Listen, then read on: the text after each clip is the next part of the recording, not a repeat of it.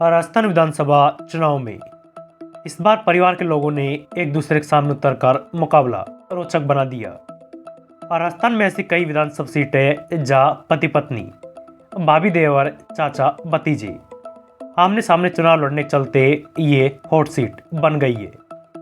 राजस्थान में ज्यादातर सीटों पर सीधे तौर पर कांग्रेस और भाजपा में सीधा मुकाबला है, लेकिन इन सीटों पर हिस्सेदारी एक दूसरे के लिए चुनौती बने हुए है।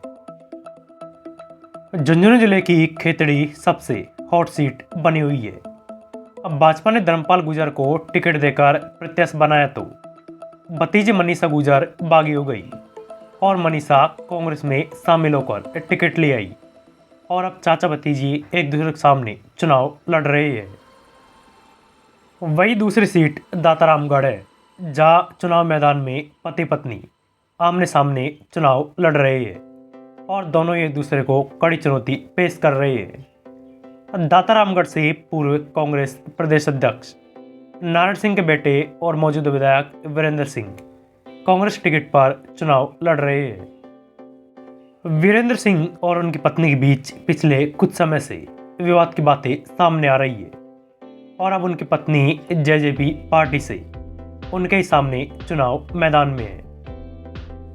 वही धौलपुर सीट से जीजा और साली एक दूसरे के सामने चुनाव लड़ने से यह सीट रोचक बन गई।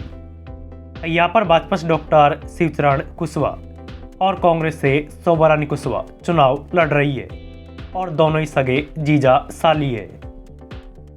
नागौर में 39 साल बाद एक ही परिवार के दो सदस्य आमने सामने हैं। चाचा भतीजी में आमने सामने की टक्कर है।